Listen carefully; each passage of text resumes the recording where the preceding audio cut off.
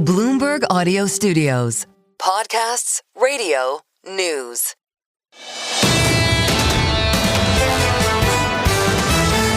This is the Bloomberg Surveillance Podcast. Catch us live weekdays at 7 a.m. Eastern on Apple CarPlay or Android Auto with the Bloomberg Business app.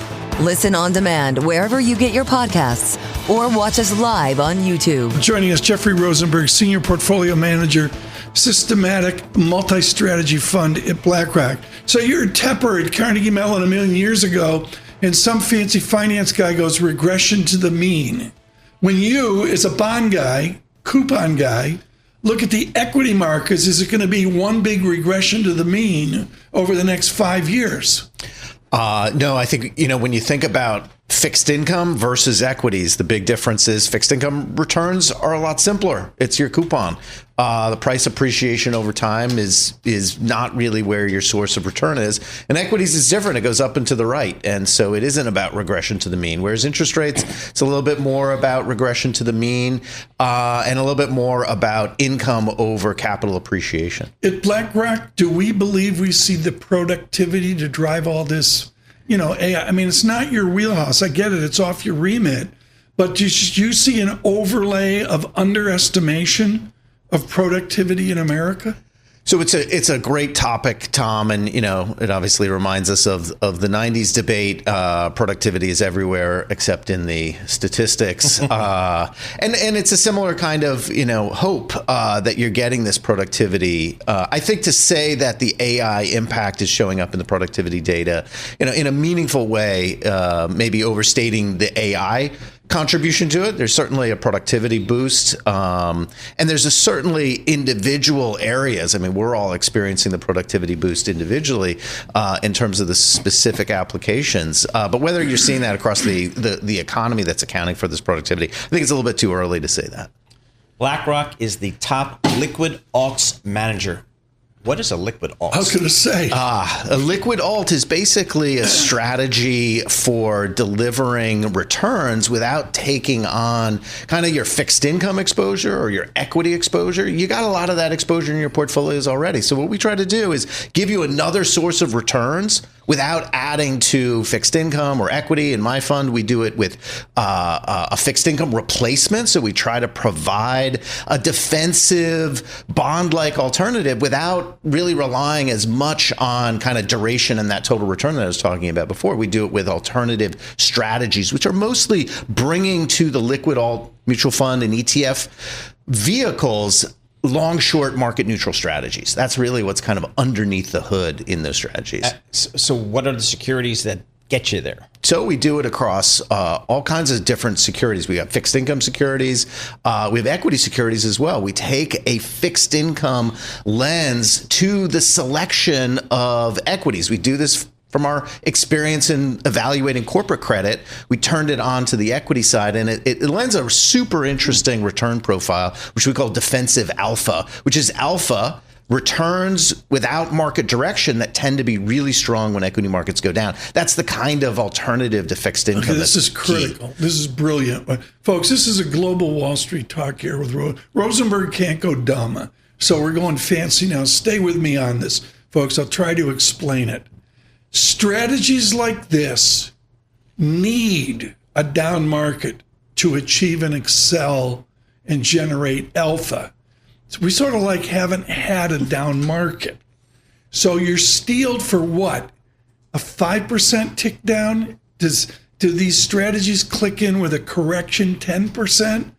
Do they click in with a bear market 18%? Or do you need something worse? It's a great question. So first of all, it's not directional. So it's not like put option buying where you really need the market to go down. They're balanced, and we have other strategies inside that help to provide positive returns when markets are going up. But on the defensive alpha side, Tom, it's really about a quarter decline in equity markets, meaning a persistent decline in equity markets over a quarter calendar period. So it's not short-term trading. Right. It's a little bit more of a type of market move that is reflective of more of a recession kind of fear. That's how we've tuned the defensive alpha. And as we've been doing it over 10 years. It has a 13 out of 14 quarter track record of delivering that positive alpha. It's like the Yankees. Defensive alpha. U.S. versus non-U.S., how do you guys allocate there? Has that changed? Yeah, it's really about the opportunity set of what types of companies give us the ability to take credit insights into the allocation algorithm. And so what we have mostly is a U.S. and large global universe of companies inside there. It's not really taking on the factor exposure of geographic exposures. It's really trying to neutralize to that and get to the idiosyncratic risk. And so we can extract that idiosyncratic risk out of global large issuers and U.S. large and mid-sized companies. Where's Jeff Rosenberg on rebalancing? I mean, Tepper's had a whole career studying this. Is the question of rebalancing a portfolio the x-axis, the study of the when of it? Or is it something else? So it's an interesting point. We look a lot at kind of risk and risk rebalancing, and one of the things that you see from kind of long-term studies there is you have this kind of countercyclical approach, and so you want to look at countercyclical risk balancing as opposed to pro-cyclical risk balancing. And pro-cyclical risk balancing tends to be that which targets short-term measures of risk. So you end up kind of doing the wrong thing. When risk is going down, your portfolio looks like it's less risky, you start adding notional. So it's about balancing, in our approach, balancing kind of the short-term measures, which can get you into a pro-cyclical one, with a little bit longer-term measure, which helps you to avoid that and be anti-cyclical. 50 seconds. Do you sense a leverage in the system of our bull market frenzy? Is there shadows of leverage in there? So, what's the big change here that we should be talking about? And the big change is, when you look at kind of the AI frenzy, what was different from the 1990s frenzy? The big difference was the 1990s frenzy was all debt financed. Right. When you think about like the internet bubble bursting in the fixed income markets, that was the high yield telecom media technology concentration of defaults, because the back end infrastructure was funded by debt, and it was funded predominantly by debt. So when you think about that 2002 default cycle, it was 60% CMT bonds, Global Crossing, WorldCom. You look at this cycle, and up until most recently, it's all financed out of cash flow. Now, the difference is some of these debt-financed transactions, and that's the piece that we should kind of be paying attention to. Jeffrey Rosenberg, thank you so much. With us always on The Fed Decides and giving us perspective there and some of the emotions of the effervescence and exuberance of the moment. Stay with us. More from Bloomberg Surveillance coming up after this.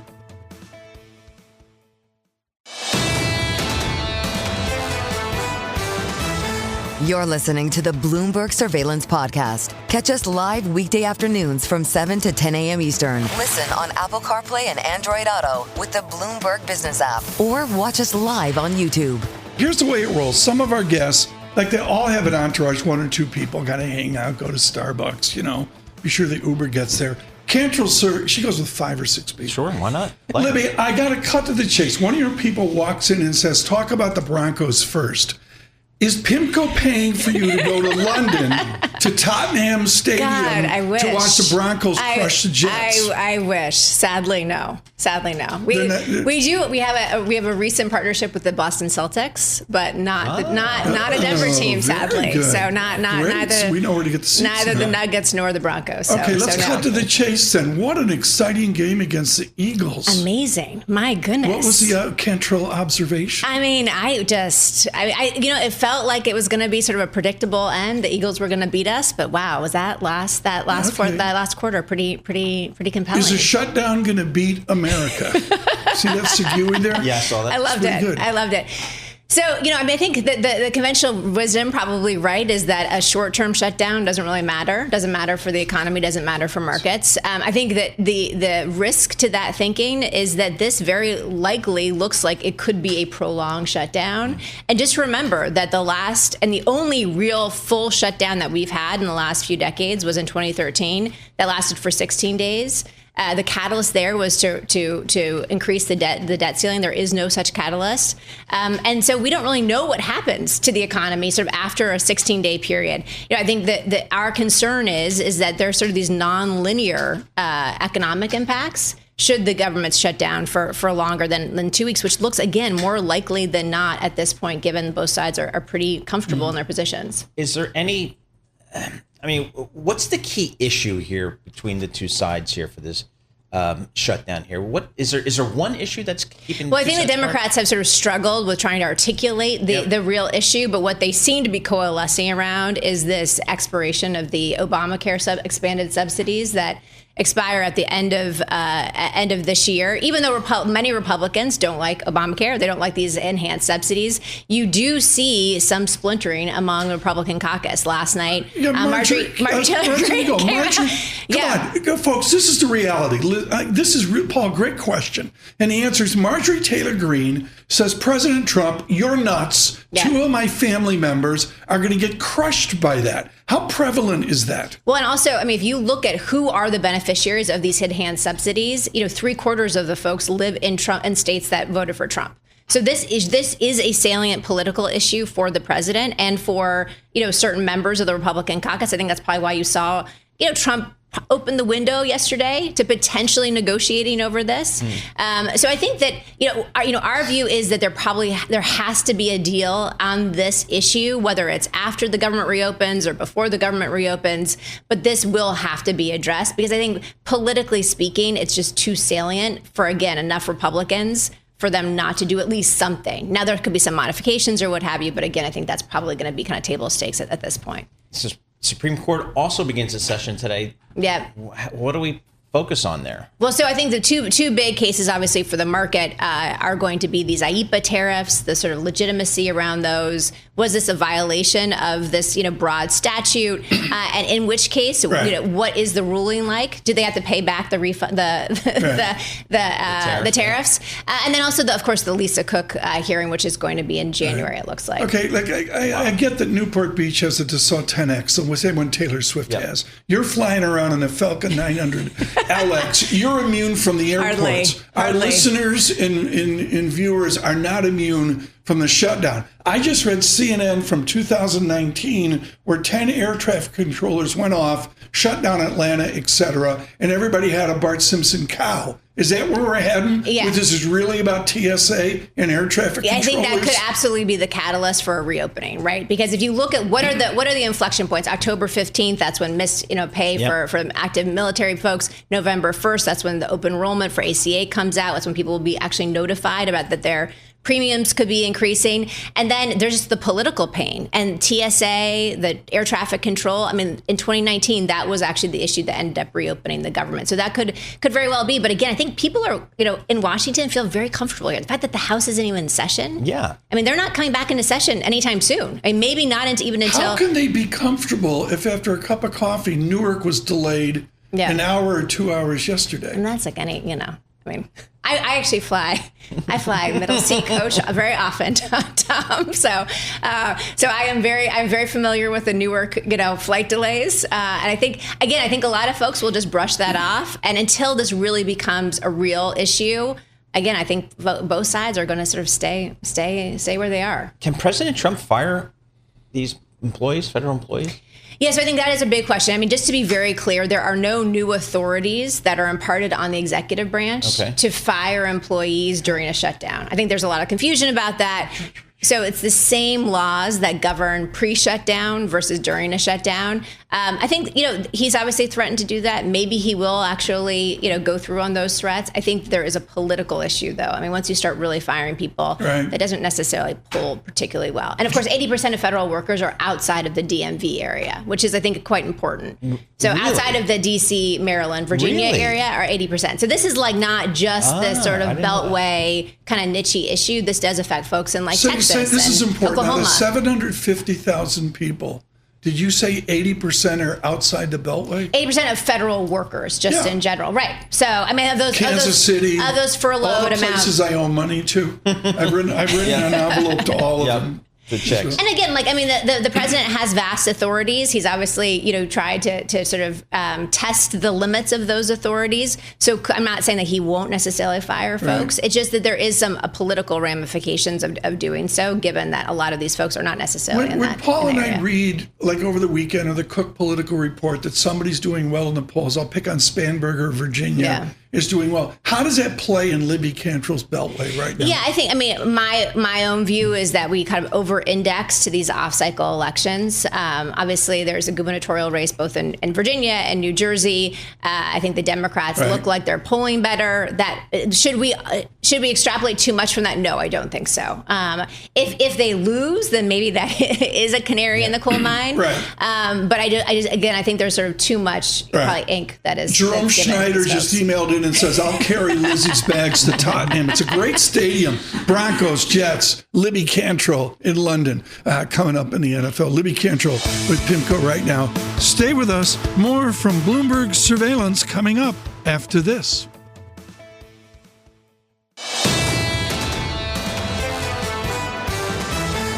This is the Bloomberg Surveillance Podcast. Listen live each weekday starting at 7 a.m. Eastern on Apple CarPlay and Android Auto with the Bloomberg Business app. You can also listen live on Amazon Alexa from our flagship New York station. Just say, "Alexa, play Bloomberg 1130." Mike Reed joins us right now from the Royal Bank of Canada, RBC, here on the Outlook Forward. What's great about this, Mike, is you actually did a tour duty in the dark climes of the Bureau of Economic Analysis. Now, it's not BLS, but BEA. They use the same folders, the same Rolodex, the same desks as BLS. What do we not capture about the good people working at BLS right now with the shutdown and with the inability to create a jobs report? Well, we're just missing a lot of data that we need. And, I think you can get the general trends right now. There's a lot of alternative data when you think about the labor market. Do you trust it? Is it a value? I put more weight in the payroll report and the employment report than I do these alternatives. I think you can still use them directionally, but the magnitude right now is what matters. And you don't get a good reading on magnitude from some of these alternative sets. Just explain magnitude is like a fancy word. You learn that at Northeastern. Help me out here with what magnitude means to our viewers and listeners. So I'll give a good example. We look a lot at the ISM surveys, ISM manufacturing and ISM services. And they have these diffusion indices, and specifically for the employment report. And it's really just a matter of reporting whether or not your employment levels are going up, down, or staying the same. So you don't know if it's increasing. Did you hire 10 people, 100 people? So again, you get a direction, but you don't get the volume there. So it does mask kind of the ultimate impact on what you might estimate for, say, the unemployment rate. So in the absence of some real-time data, how do you think the U.S. economy is doing these days?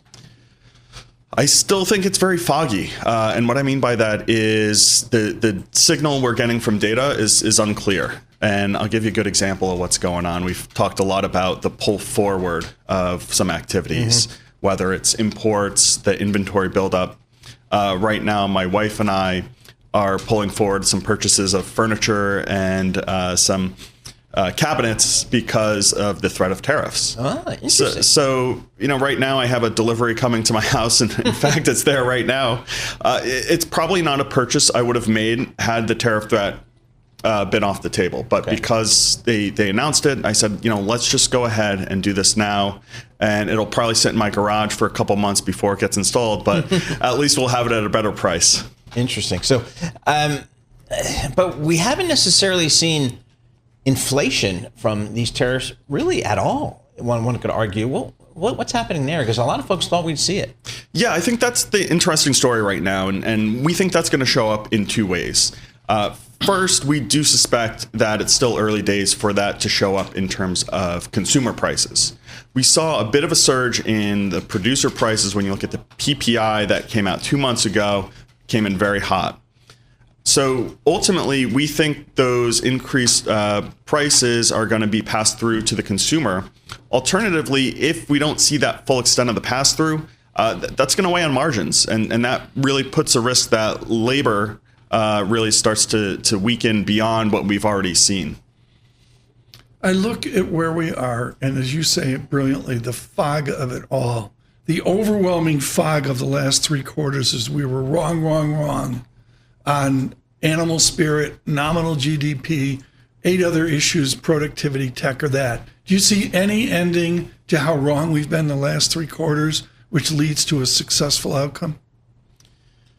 I'd like to hope that as economists and forecasters, we're going to be wrong, but I still think there's a situation in our view where we continue down this road of kind of a stagflationary, we call it stagflation light. So what does that mean?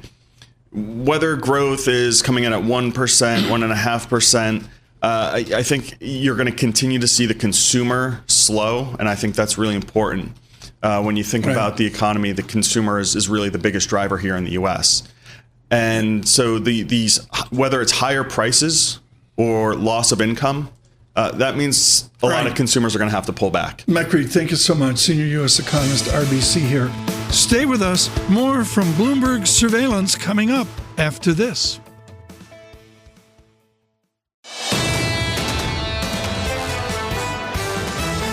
This is the Bloomberg Surveillance Podcast. Listen live each weekday starting at 7 a.m. Eastern on Apple CarPlay and Android Auto with the Bloomberg Business app. You can also watch us live every weekday on YouTube and always on the Bloomberg Terminal. Joining us now to drive the conversation forward, do we agree it's less frenetic than yesterday? Yes. It's not like yesterday was crazy. Nuts. Yeah, crazy. This is really timely with Brent Schutte coming up later. Dan Skelly had a Morgan Stanley take 2 aspirin, call me in the morning, the wealth management market research and strategy team.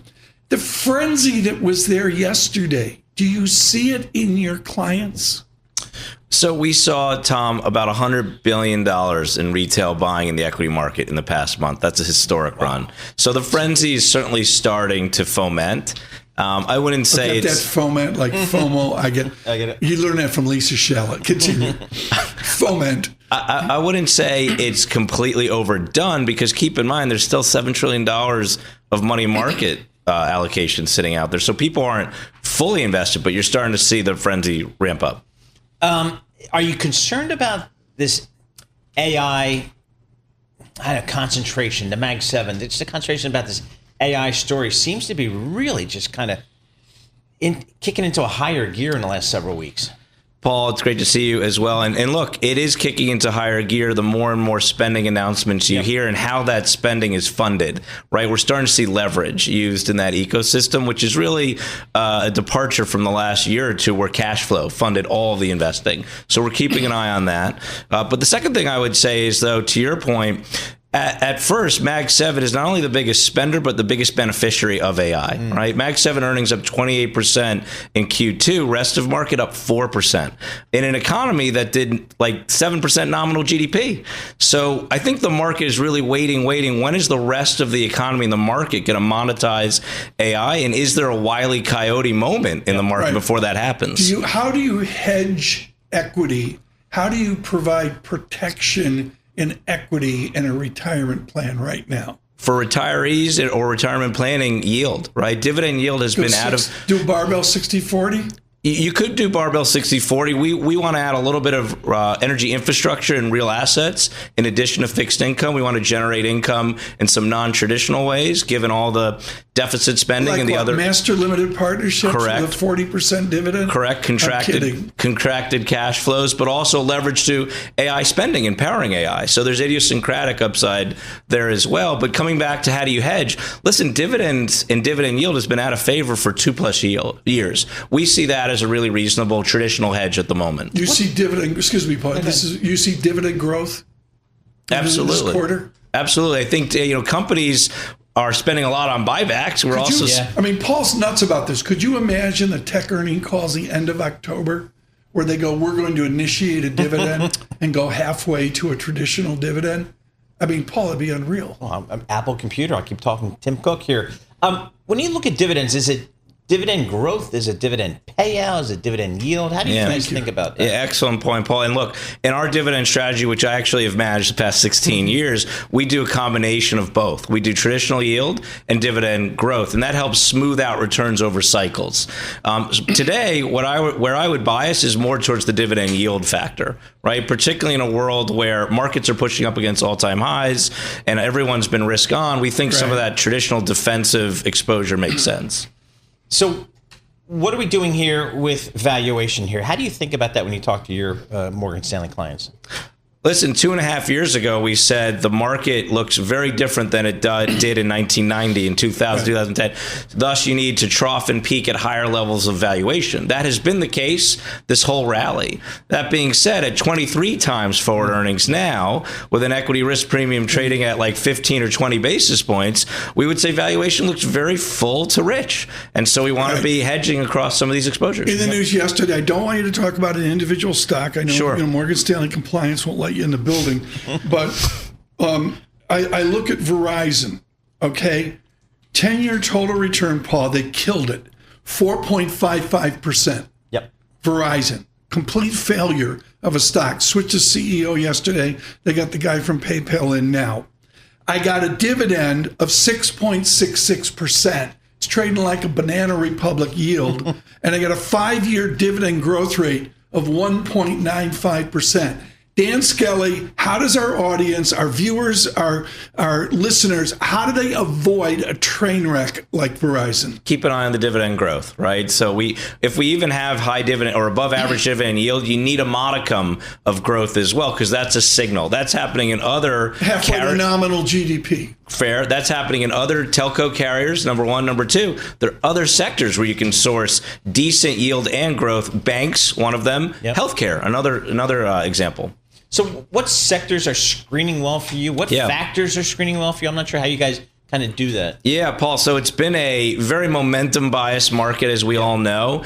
It's been a junkier market, particularly since April. Expectations around fiscal spend, Fed cuts. What we want to do today is favor quality, no doubt, as defined by high profit margins and strong balance sheets. And where we're finding that today with a catalyst, finally, is healthcare. I mean, look at the action in healthcare over the last week or two. This is a sector we've been pitching for the last 3 months. We think we're finally past the point of maximum policy fear, and we're seeing positive revisions on the earnings line. Not you, but your securities analysts. What do they say about the train wreck known as UNH? So our analysts have been positive on UNH. It's been a bumpy road. Look, they had 18 quarters in a row going back many years of beat and raise. Like a Swiss watch. Like many themes, and you just mentioned earlier one a minute ago, like many examples this year, they had a management change. And the new management is the old management who took them through the previous era. We've seen tremendous CEO change this year. I think record change, and you've probably noted this as well. I just think it speaks to how dynamic and challenging the environment is. UNH, the yield, even with a troubled mark down here with all their challenges, 2.5% yield, 13% dividend growth rate. So it's like the polar opposite of Verizon. Yeah, and I want to make clear, folks, I'm bringing these names up. Mr. Skelly, good morning, Ted. I'm bringing the names up, not Dan Skelly. Get one settle down, compliance over there, Morgan Stanley. S&P Healthcare Index, it's up like 11, 12% since early August. So nice little pop there. Dan, what are we doing with earnings coming up here in a week or so? Earnings have to be, I think they have to be pretty darn good to support this multiple here. Yeah, Paul, we're going to continue to see Mag 7 earnings momentum. All of our digital ad checks, for example, have checked very strong in the last week or two, number one. Number two, consumer spending continues to power onward, so that should be positive e-commerce. Number three, cloud acceleration in that cohort has been positive for several quarters. We see no end in sight. So here's the key question. The dollar, less of a tailwind this quarter versus last quarter. And secondly, we collected more tariff revenue this quarter versus last quarter. So those are two potential challenges that did not exist in 2Q, meaning we probably don't have as much of a beat this quarter, but we have somewhat of a beat. Interesting. Yeah, I didn't think about the dollar there. The dollar's been it's stable. Been flat line. Exactly. Stable. Exactly. Yeah, after that big sell-off early in the year. This was brilliant. Dan Skelly, don't be a stranger. Really, really good on dividend and dividend growth. Mr. Skelly is head of Morgan Stanley's wealth management, market research, and strategy team. This is the Bloomberg Surveillance Podcast, Available on Apple, Spotify, and anywhere else you get your podcasts. Listen live each weekday, 7 to 10 a.m. Eastern on Bloomberg.com, the iHeartRadio app, TuneIn, and the Bloomberg Business app. You can also watch us live every weekday on YouTube and always on the Bloomberg Terminal.